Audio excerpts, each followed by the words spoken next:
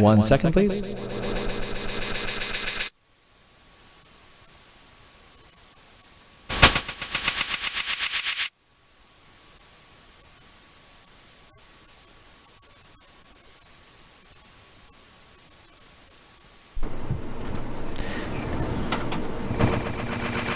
One moment. We're having technical difficulties on our end.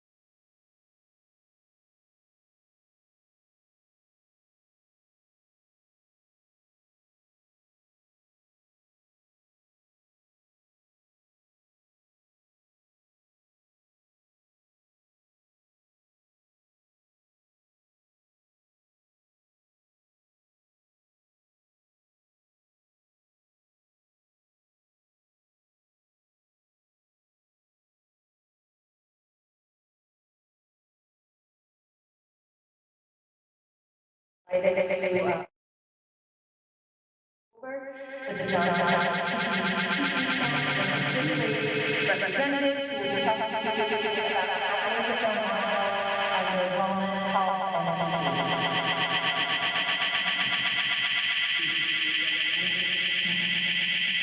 and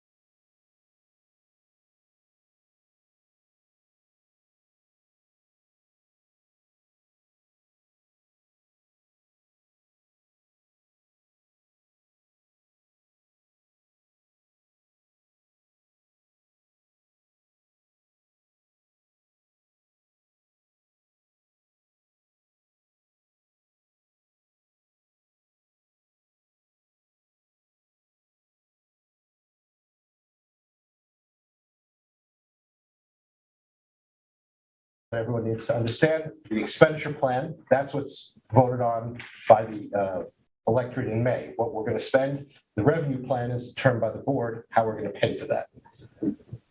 The budget, as I've said to Tim many times, is the budget is aspirational and it evolves as the year goes on.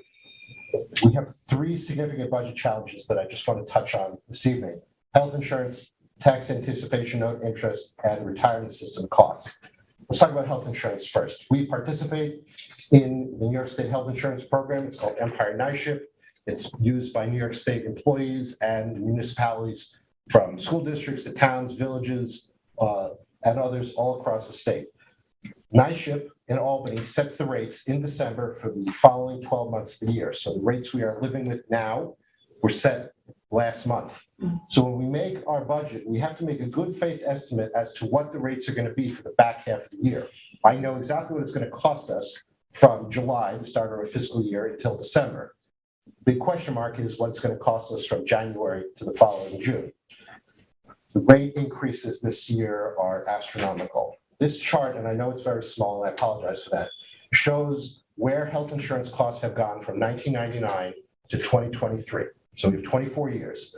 And in 24 years, you will see that health insurance has increased for family coverage 497%.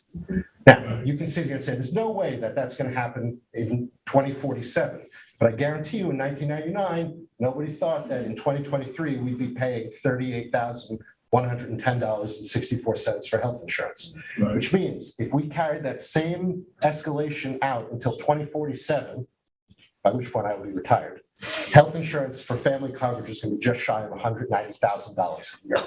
And that is something that we need to think about as we think about next year's budget and future year's budget, is what is the impact of health insurance? Health insurance costs are negotiated by contract with our unions. The rate is set by NISHIP. How much employees pay is set by negotiated contract. It's not subject to arbitrary changes. You can see our costs are rising. The costs are going up very much. Health insurance for family coverage for active employees went up 14.92% this year. For retirees, certain class of retirees, the health insurance costs went up 22.5%, which is an incredible increase driven by a number of factors that we don't need to go into here. But you can see that more and more of our budget is taken up by health insurance and the costs thereon. You can see a little snapshot of it right there. The second major budgetary impact I want to talk to you about is the tax anticipation note. In Suffolk County, we receive our revenues through the remittance of property tax, which happens primarily between the last week in December and middle of June. Aside from that 6 months, the other 6 months of the year, we have no money coming in, but we still have money going out. People want to be paid, vendors want to be paid, health insurance wants to be paid. So in order to bridge that gap, we issue debt. It's called the tax anticipation note. We have an incredible bond rating, it's AAA. There are very few school districts that have that. But nevertheless, like everything else, interest rates are up. Last year, we borrowed about 1.5%. This year, we're borrowing at 2.73%. You can see in the last few years how our interest rates have gone up. And you can see we've had to borrow more money each year because our budget has gone up. So we do, in the business office, we do a cash flow projection to determine how much money we need to bridge the gap. And what would happen if we did not borrow that money, we would obviously be bankrupt. So we borrow the money to get through until the property taxes start coming in. Last year, we borrowed 15 million and we paid $161,000 in interest. This year we had to borrow 16 million and we're paying $408,000 in interest. I'm estimating next year we're looking at $450,000 of interest. So right there, that's more than $250,000 that's not in this year's budget that we have to come up for next year's budget. Yeah. One of the things that we have tried to do to save money is I split the TAN in two. We needed 16 million. We borrowed it in two notes, both in around October. 6 million payable at the end of February, 10 million payable at the end of June. So I can get us through February, money is in, I can pay back the 6 million. That picked up some interest and savings, which were only borrowing a larger portion for a longer period. But even despite that, that's where we're going with tax anticipation interest. The third big budgetary problem is pension costs. So pension costs for teachers, administrators, civil servants are set by two different retirement systems, teachers' retirement system and New York State employees' retirement system. We commonly call these TRS and ERS. System contribution rates are set by the system, and they work off of a 5-year rolling average based on how these pension plans do with their investments. They're astronomically large pension plans, billions of dollars invested by professional money managers. The New York State Constitution requires that they're funded at 104% of their liability. So if everybody retired today, they would have enough money to pay everybody off. Obviously, that doesn't happen, but that's what the Constitution requires. When the stock market does poorly, the employers have to make up the difference. You pay a percentage of somebody's salary. So you can see in the early 80s, when times were tough in the economy, employers are paying 20% of somebody's salary on top of their regular salary and had to go to the pension system. In the dot-com era, before the bust, the contribution rate was below 1. We're estimating next year that the contribution rate for TRS is actually going to go down by about 0.3 of a percentage point on the contribution rate. That doesn't mean how much we pay. It means we multiply the salaries that are eligible for that times the contribution rate. The ERS rate is going up by 2 percentage points, which is a very large increase in actual cash we have to come up with. And then we have, as always, Social Security, which is steady. So you can see right there on the right-hand side, that shows you where I'm estimating our pension costs are going to be. These are mandatory payments that we have to make. To add the trick into all this, TRS runs on the same fiscal year as we do. ERS runs on a fiscal year that starts April 1st and ends March 31st. So I have to guess where the contribution rate is going to go for the last 3 months of the year in order to make the amount. So the ERS number is slightly higher than the math dictates, because I'm predicting it's going to go up yet again. There actually is a fourth point that we just got this afternoon that Adam and I thought we should mention. Our insurance for property casualty liability, we are insured through NYSER, New York State Insurance Reciprocal. It's a cooperative of school districts across the state. They're estimating that the insurance rates are up 10 to 15% next year, which is just another very difficult bunch of numbers to swallow. I want to briefly talk about the tax cap law. We're in more than a decade into it, but I just want to briefly touch on it if anyone is new to it. The tax cap law essentially says the levy can increase by no more than 2% or CPI. This year it's 2%, plus certain exemptions. And the exemptions are that we need to be concerned about are the capital tax levy, which is the amount of money that has to be raised to pay debt service and bus purchases after state aid is applied. This is how you calculate the property tax cap. As you can see on the side, the main column, the main box on the left shows the property tax cap calculation. On the right, I show how you arrive at the capital levy cost. There's several key components in calculating the capital tax levy that are not yet published, which is why we have question marks. We have to file this with the state at the end of February. So I'm going to ask the board on February 7th to approve these calculations and essentially make an adoption so I can file it with the state. The general concept is that we're not going to exceed the tax cap, although the board still can choose to exceed the property tax cap should it wish to. The state likes to see a preliminary look at where we stand, and so I'm going to ask the board to approve these calculations before we file that designation. Next steps, we're going to continue to evaluate where we stand. We have to wait and see what the legislature is going to do in terms of state aid. We're still waiting for the governor's budget, which comes out probably this week or next week. And then we see where we go from there. And then over the next few board meetings, we have the various presentations with our incredibly talented administrative staff are going to present their budgets to you. You can see the schedule there. This all leads into the May 16th budget vote, where the budget goes to the voters for approval. I know we went through a lot real fast there. And if you have any questions. I have just a question. Thank you. That was very helpful. Yeah. You know, I know that they passed a law making it a little bit easier. When I first started on the school board, we were hit with really astonishing rates in DRS back then. And those were the days where the tax cap was first implemented. It was, we ran into a lot of trouble. But since then, they've implemented trust. We have a reserve for ERS. Can you talk right now we have a reserve, and how much do we have in it I for the TRS? I can't tell you off the top of my head how much is in it, and the reserves are great. We're using a portion of the reserves in this year's budget. The problem with any reserve is twofold.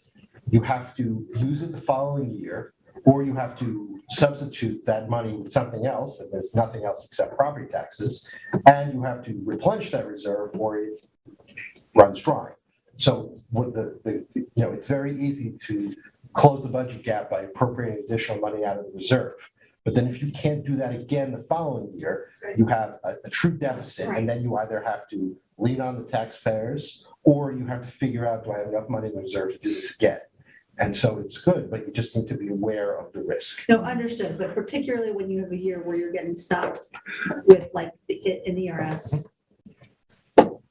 I anticipate that the revenue plan that I give to Adam and you will use some portion of the ERS and TRS reserves, but I'm always very reluctant to completely lean on it because I won't have it again the following year. And then what do we do? It's not, the contribution rate is not going to drop anytime in the next few years. And in fact, I think it's probably going to get worse. So we need to be careful how much we lean on it. Not, yes, it'll fix this year's problem, but I'm trying to look 3 years or 4 years down the road to see where we end up.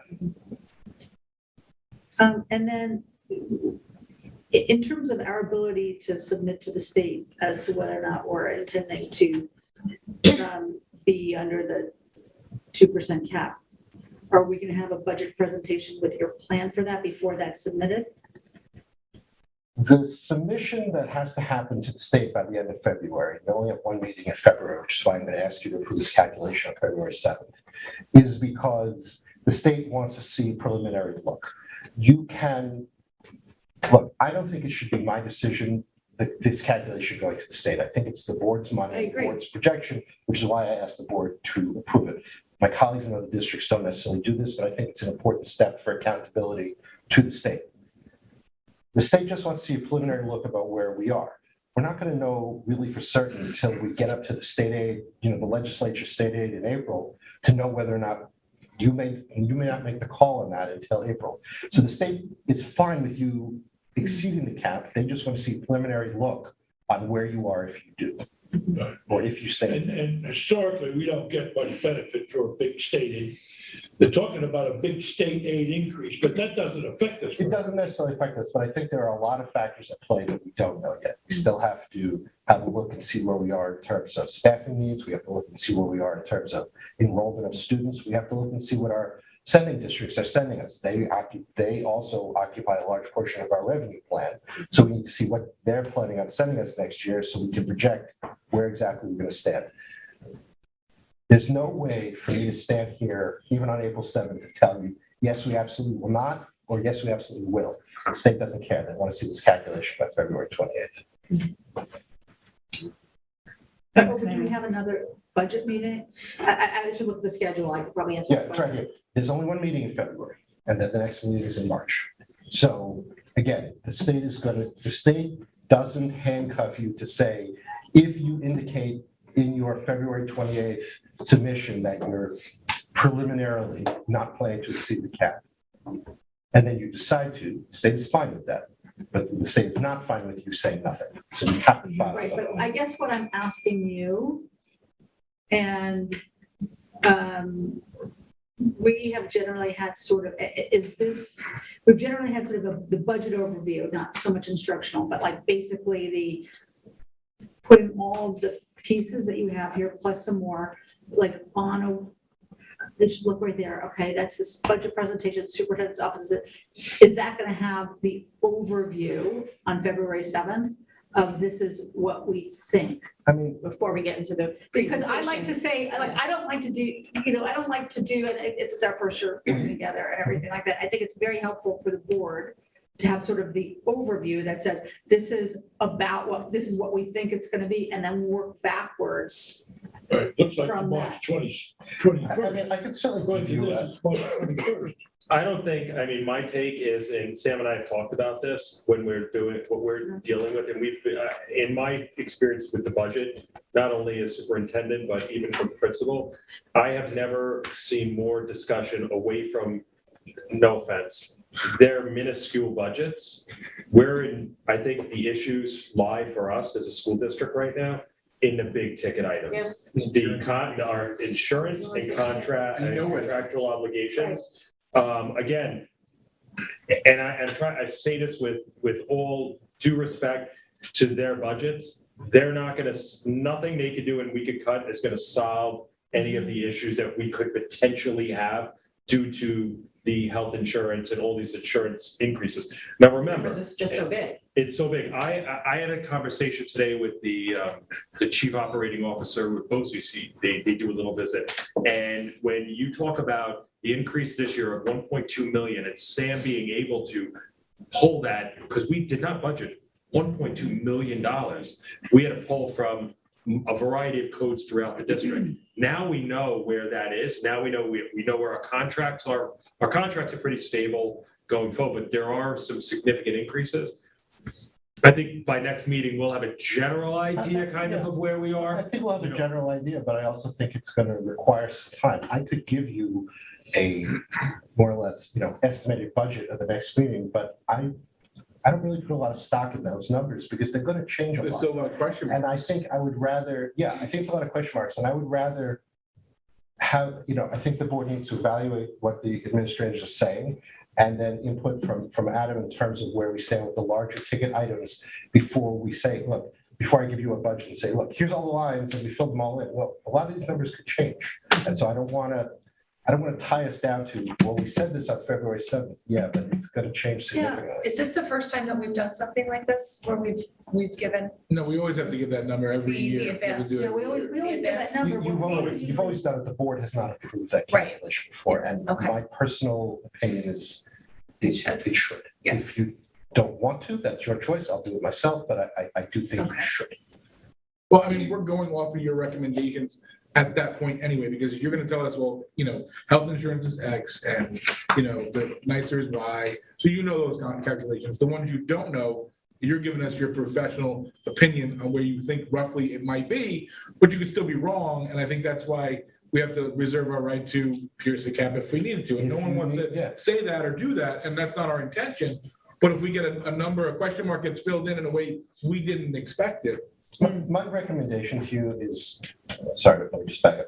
My recommendation to you is we submit a calculation that shows that we're going to come right up to the line, and that's it. Because if you do anything else, unless you are 100% certain you're going to pierce the cap, I mean, this you whole, should not submit that. This whole I'm not prepared to take that position. myself. no, sorry, this whole presentation is sort of like, why, I don't know why they want it, but it's not. Why do they even waste our time with it? I mean, that's my, if I can change my mind, what's the difference? I've learned that it's best for my well-being to not question why they ask for certain things. Yes, and I think you're probably absolutely right.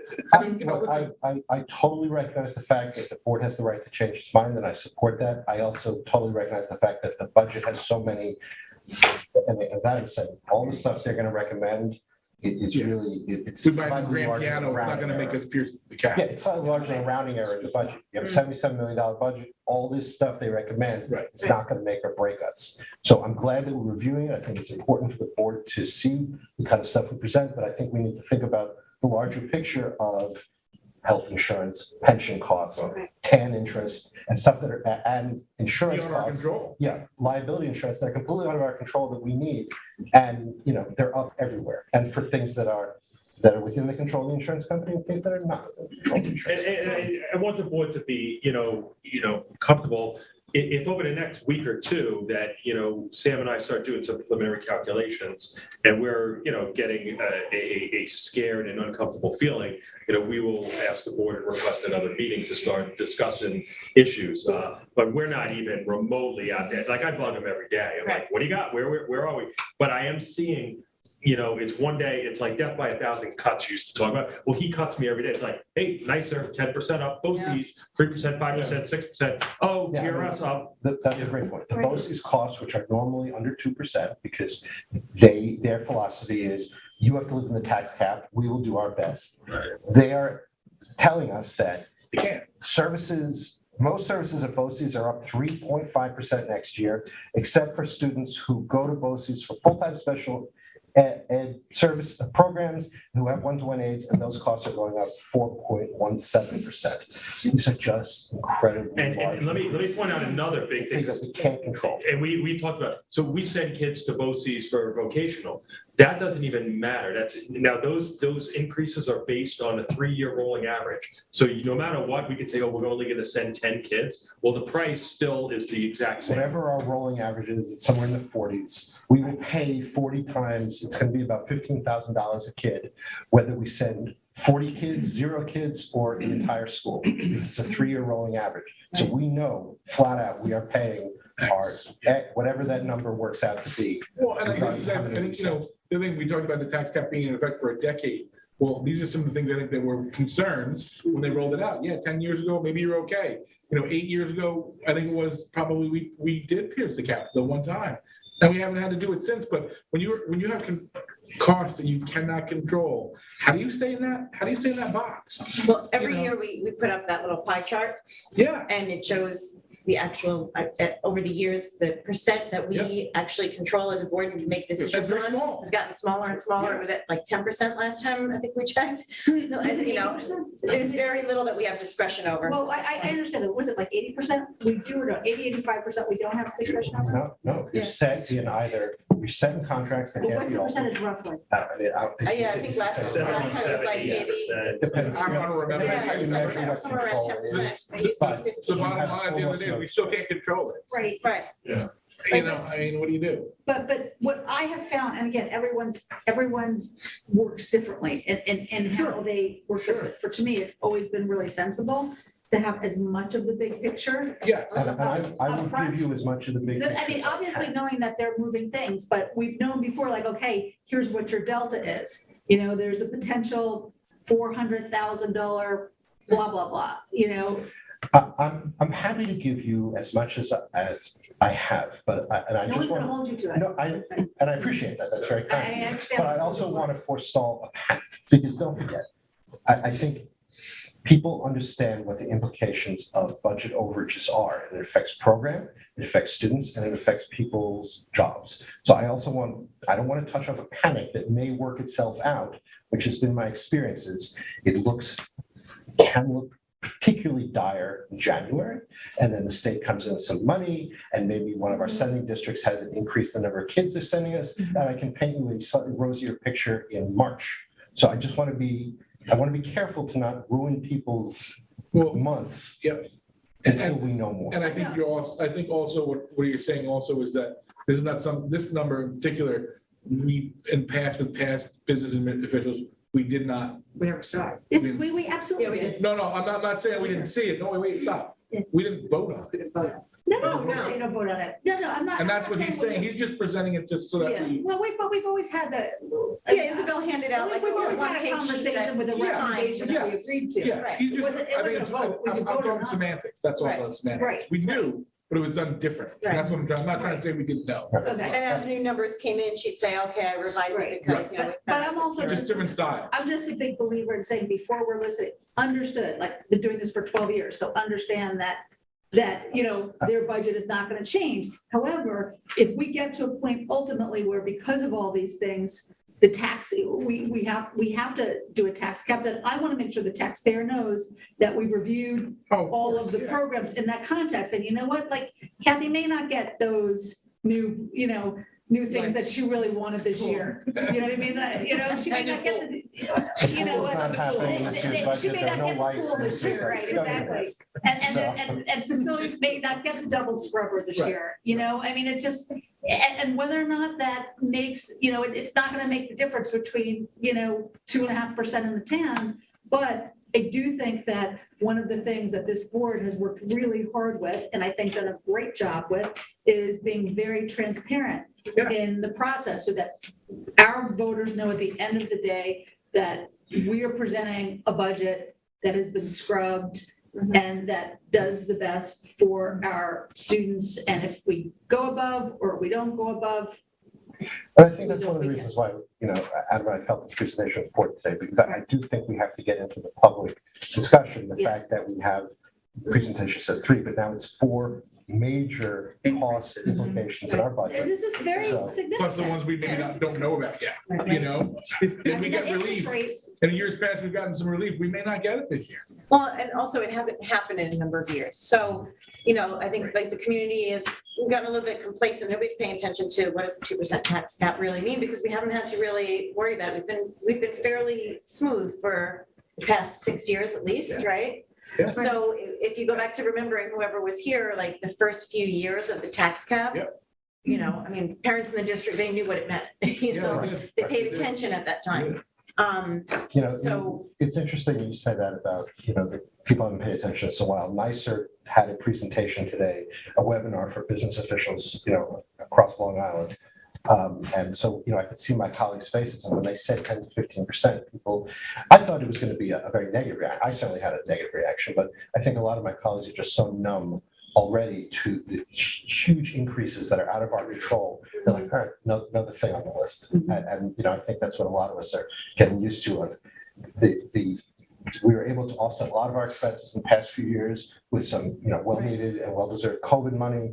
The state has been generous to a lot of districts. The increases to some of these other things have been under control. I mean, 3 years ago, health insurance, you can see, if I can just back up here, 3 years ago, the health insurance increase was 2%, 1%, 4%. There's a big difference when the cost is 30 grand a year between 1% increase and 14.92% increase. So, Tim, what are your colleagues saying at their districts? I mean, this hasn't even, you know, kind of come up in the superintendent's discussion. Usually it comes out from your discussions. Are you hearing, because if we're having this discussion and, you know, kind of.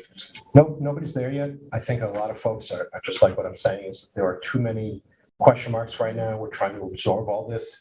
I think a lot of districts are having serious conversations about programmatic issues, staffing issues that, you know, that they need to take a look at. We're in a fortunate position. You know, our taxpayers have been extremely supportive of us, and we're in an excellent financial position.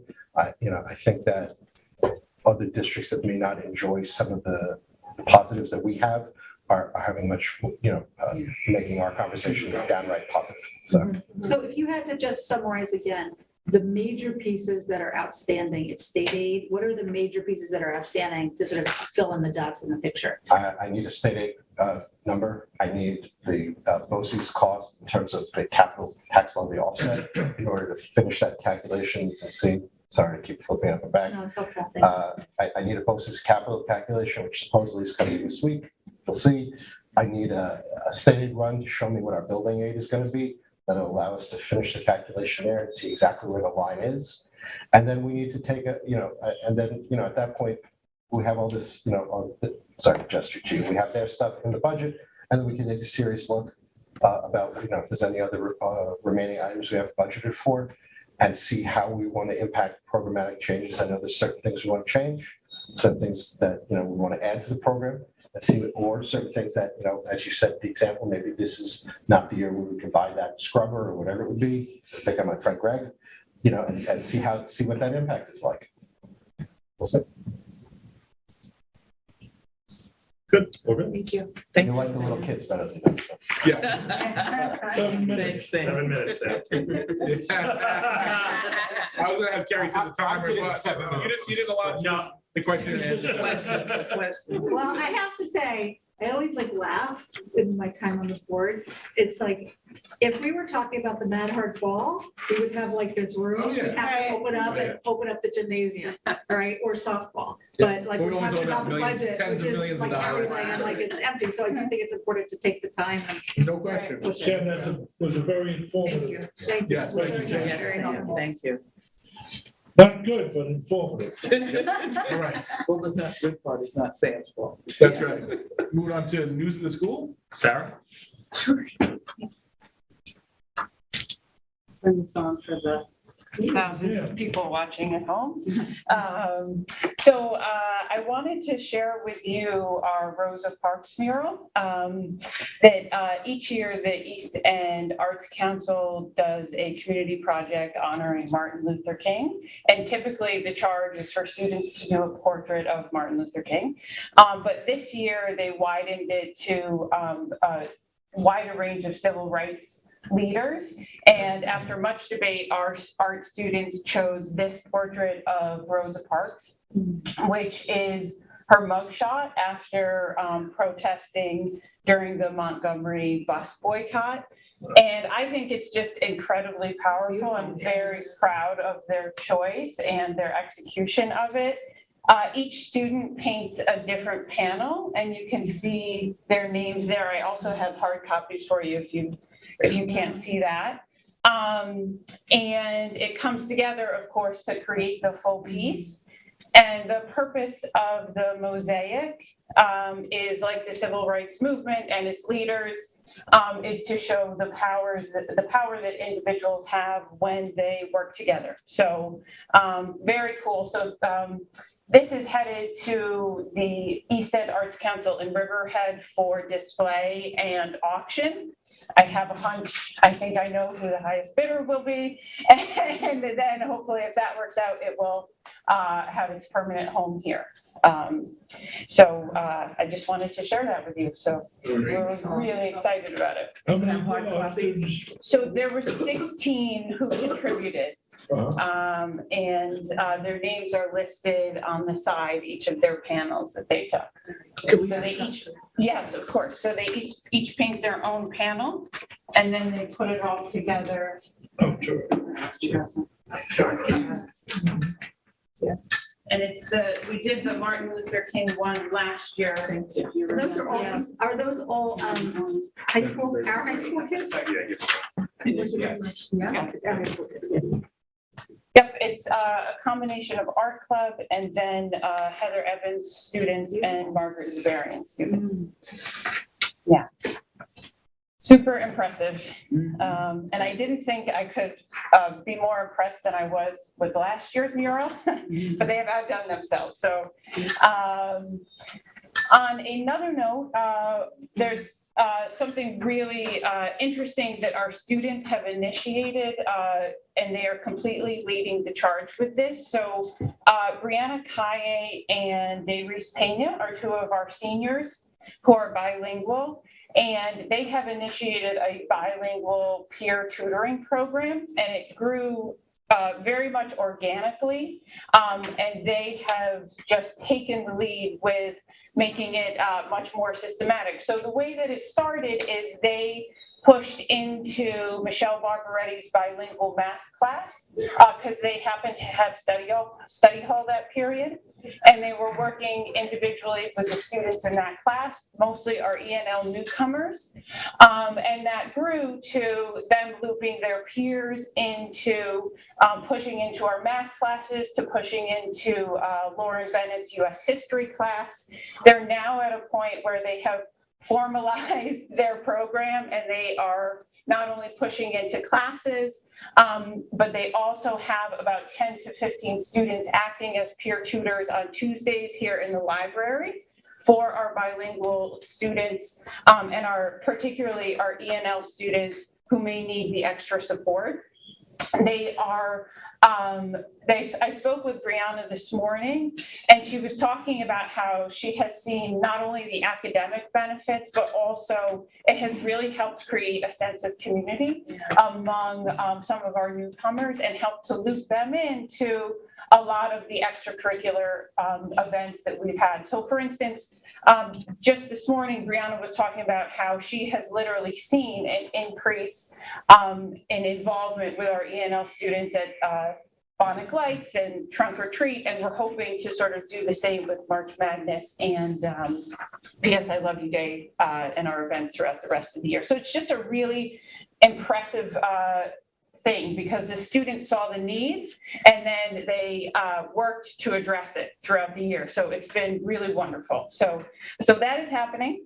So just a quick question. Yeah. This is so amazing. Yeah. So the kids that are leading the charge, who are the peer tutors, they have study hall, or they don't have a class during that time, obviously. Yes. Or lunch, or So what we is think, it? no, that's it, no. So they either have study hall that period in Dayreese and Brianna's case, they may have a senior lounge. Oh, okay. Or they have lunch. And Michelle Barbaretti invited them in to help work with her class periods that happen to be the same period. That then grew to other teachers. They presented at our faculty meeting, Brianna and Dayreese, about that peer tutoring is available. And so then other teachers started to reach out.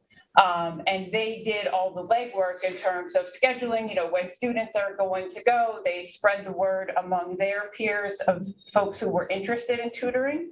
And then they connected them with the teachers who were interested in the help in their classes. So it's really tremendous, like what they're doing. And Does it happen only during the school day or is it Well, school term? they started during the school day, and then they're working right now to offer it in the library on Tuesdays after school from 2:30 to 4:30. Yeah, so it's been really successful and just impressive that they're doing that pretty much on their own. Although we are offering community service hours for it, which they advocated for, so, which they should, as they should, yeah. And then we have been working through our DEI committee. We have met with Phyllis Kottner 3 times over the past couple of months, and we are focusing on cultivating pride in our heritage and cultures, and we're doing that through our just adding another layer of celebrating that to our existing structure. So for instance, adding, a Heritage Day to March Madness. So that is our goal for this year. And then we, of course, have, loftier plans for down the road. The steering committee has been working on the equity action plan, and we will be presenting that. Phyllis Kottner is going to be here with us on February 6th, and then working with our faculty in small groups on the 7th. So I have to commend them for their hard work. It's been great. Last 2 things, our jazz band has been invited to play with Nancy Atlas at Bay Street Theater on the 21st. So we are very excited. We're soon to be rock stars. And then Ina Garten is going to join our culinary classes on January 31st via Zoom, and to work with our culinary students. She's going to focus more on her, look at it from an entrepreneur lens. So everything that it takes to run her business, from her PR firm, to her shows, to her cookbooks, to putting all of that to finance. And so she'll also talk about her experience as a professional cook. So we are really looking forward to that, and we will record, we have her permission to record that presentation. And then we can show those to our 9th grade and 10th grade FACS courses. So a lot happening. So would she let it, I imagine that there would be people that would be interested in it. Yeah. Would she let it be on our website? So I don't think she'll have an issue with that. She was perfectly fine with us recording it to show to our students. She's been incredibly accommodating, so I'm sure she'll be fine with that. Yeah, yeah. So we're excited. Sam wanted to know if Jeffrey will be joining us as well. I'm sure Jeffrey. We can do the surprise. I'll let you know. Looking for Jeffrey. Okay, very good. Thank you. Thank you. He'll be your Zoom moderator.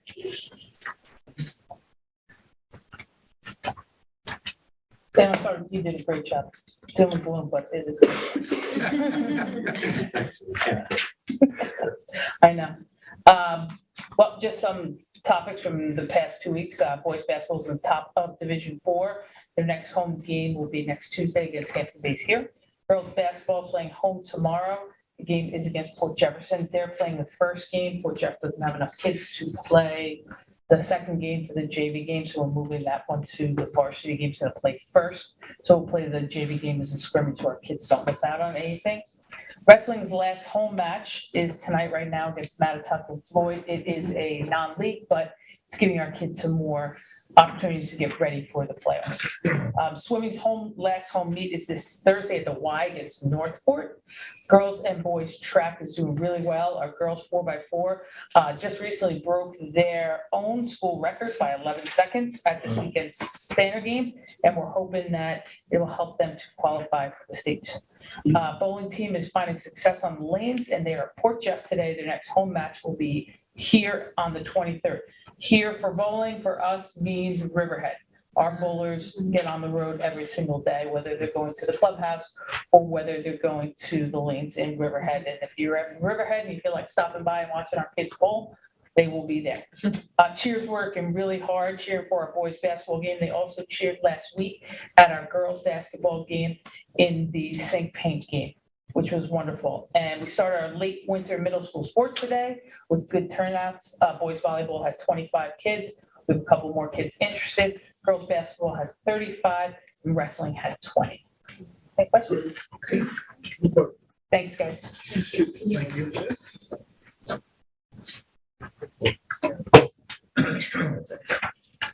All right. That's it. All right, good. So public comment. I don't know, did you ever get us on live, Jason? I don't think we did, so I'm gonna just say we have no public comment from anybody that wants to go, and there's no one in the audience to make a comment, so we will move on to superintendent's report and recommendation. I'm sorry, the consent agenda, my mistake. Can I have a motion to accept the consent agenda? Second. All in favor? Aye. Any opposed? Superintendent's reports and recommendations. Number one, recommend the board approve the following resolution. Resolve that the Board of Education of the East Hampton Union Free School District pursuant to Rule 14 of the Suffolk County Civil Service Commission and upon the recommendation of superintendent of schools, does hereby appoint Alcerado Fresa? I'm going to address that. Yes. All right. The position of automotive mechanic 2 for a probationary period of 26 weeks, commencing February 6th, 2023, and to be paid at the annual base salary of $61,170. Can I have a motion? I'll make a motion. Second? Any discussion? I know it's a long We just got anticipated. another one, yeah, so we're all set. Great. So very good. Awesome. We're in a good position right now. Very good. All in favor? Aye. Any opposed? Number two, recommend the board approve the following appointments for the 2022-23 school year and begin with the after-school inclusion recreation instruction pilot and going down to substitute custodial worker 1 and substitute paraprofessional. Do I have a motion? Make a motion. Second. Second? Any discussion? What, is that that's Kathy, is that after school inclusion recreation instruction pilot? Is that- That's a program we're running, that's special education. So we run it at the high school now. Oh. We have the Inclusion Rec Club.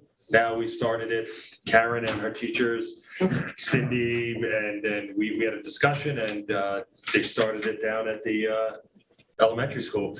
We had a little trouble finding, I would say, the amount of personnel we needed. You're dealing or working with some severe and disability. So we needed some extra adults there, one-on-ones. And the supervision is a little different at the elementary level. At the high school level, the 15 and 16-year-old mentors in the Inclusion Rec Club don't need as much supervision as our 5th and 4th graders that So are this is not also. sports, this is an after school, Yeah. like recreation. Yes. Kind of program. Yes. Gotcha. Yep.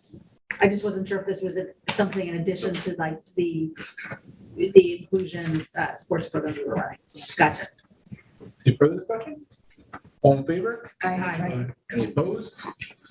Number three, recommend the board approve the following grant-funded appointments for the 2022-23 school year and begin with grant fund appointments for the professional hourly rate of $75.35 and it goes down to grant-funded appointment and professional hourly rate of $58 amended for a high school before and after newcomer support program. Do I have a motion? I'll make a motion. Second? Second. Any discussion? All in favor? Aye. Any opposed? Number four, recommend the board approves the following resolution. Do hereby resolve that the Board of Education accept the letter of resignation for the purposes of retirement for Daniel Hartnett for his position as social worker effective close of business today, June 30th, 2023. Can I have a motion? I make it. Second. Second, discussion?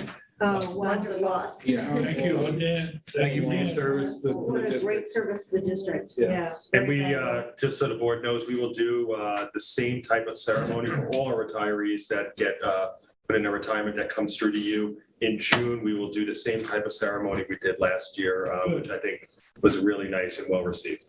Yes. And on the same token, congratulations to Dan. Yeah. All in favor? Well-deserved retirement. Absolutely. All in favor? Aye. Any opposed? Number 5, recommend the board approve the following resolution. Be hereby resolved that the Board of Education accept the resignation for the purposes of retirement from Joseph Lapani for his position as Oral Mechanic 3 and head school bus driver effective close of business day on August 31st, 2023. Do I have a motion? I make it. Second? Same thing. I mean, it's a Thank you, huge, Joe. thank you, Joe. It's a huge Wonderful loss. service. Yeah. When I first came on the board, Joe was brand new and things were just a lot different back 10 years ago. And Joe has really done a great job. He's helped us tremendously with the new bus garage and setting up the auto mechanic program as well, and picking things out and, you know, just keeping lit up things. But we really appreciate it and congratulations, Sam, too. Any further discussion? Great job. All in favor? Aye. Any opposed? Number 6, recommend the board approve the following student trips for the 2022-23 school year, and beginning with the Build On student trip and going down to the student trip to Niagara Falls. Do I have a motion? Make a motion. Second. Second. Discussion? These are all trips that were reviewed at academic level. They're all trips. These are not new trips. We've done these in the past before. Billy's taken the kids to Guatemala. And you can see on the bottom is C is Sarah is actually going to not have a snowstorm up when she goes. She's not going in June if it snowed out, just so you know. But they rescheduled that whole conference from November to that.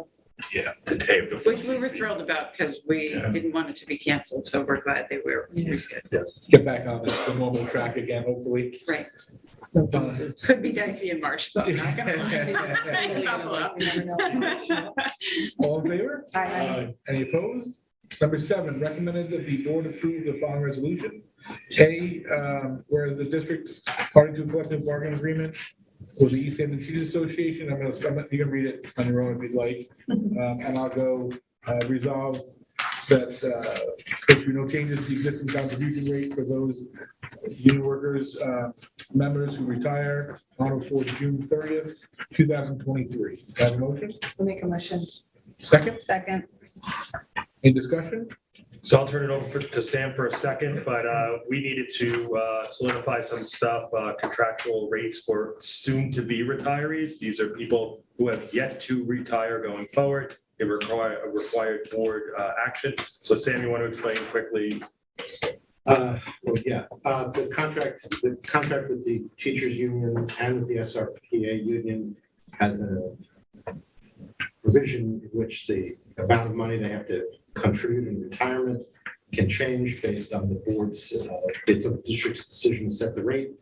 These are 2 resolutions for these 2 unions to bring some formality to the rate setting for future retirees. It does not affect people who are currently retired, and it does not affect anyone who is planning to retire on or before June 30th of this year. All in favor? Aye. Any opposed?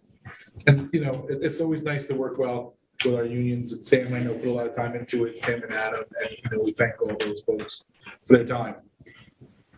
Number 8, recommend the board approve the following consulting agreements for the 2022-23 school year. And it begins with A, consult agreement between East Hampton Free School District and Anita Boyer. And then down to number C, letter C, amendment, the consulting agreement between East Hampton Free School District and Phoenix House. Can I have a motion? Make a motion. Second? Second. Any discussion? Is that supposed to be a 0? Yes, it was mistaken. For some reason, it was a number, a cost in the last meeting. It's actually at no cost to the district. Okay. was a good amendment. Yes, thank you. All in favor? Aye. Any opposed? Number 9, recommend the board approve the first reading of the East Hampton Union Free School District 2023-24 school calendar. Can you make a motion for that? Have a motion? Motion. Second? Discussion? So the calendar is the calendar. So BOCES gave us the calendar, and with that, there was not much flexibility because BOCES was not changing the calendar as is. So, just your standard, calendar. The important thing is East Hampton will start the day after Labor Day again. And we have a variety of breaks in there and whatnot, but school will end in midweek, June 26th. This year, there are 3 built-in snow days, which in my eyes, I am planning on using 2 of them if it snows, and leaving one in my back pocket with the remote option if everybody agrees with that, obviously. I think that's kind of what we did last year when we had 3 days, so. Adam, I think it's important to note too that there's the difference with the spring break. Yeah, so you have spring break, you have high school and middle school people will like this. There's a nice little, you don't have to go through March without a day off because Good Friday is March 29th, and you will have March 29th will be without students and instructional staff, and actually the district will be closed. And then Easter Monday is also off, but that's for instructional staff and students. So, and then you have a full spring break. 2 weeks later, you will have a week off in April 22nd through 26th. Yeah. Good. Any further comment? Questions? All in favor? Aye. Any opposed? 10, recommend the board approve the following resolution. Resolve the Board of Education of the East Hampton Union Free School District hereby accept with gratitude a donation in the amount of $250 from a donor known to the Board of Education and to be used by the cafeteria program for students with outstanding debt. Do I have a motion? I'll make a motion. Second? Second. Comment, it's very kind. Thank you. Thank you. You have anything on that? No, it's great. It was they reached out to Sam and they came to a number, and that was incredibly nice. There will be a few others at the next one. Yeah, Oh, great. yeah, a few more little. All in favor? Aye. Any opposed? All right, what else do we have left? New business, old business, nothing? Good? All right. Public, do you have any public comment? No, we don't have any comment, so I guess we don't.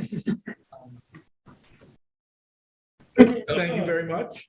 Can I have a motion to adjourn? I make it. Second? Second. All in favor? Thank you very much. Aye. Have a great day. Good night. Thank you.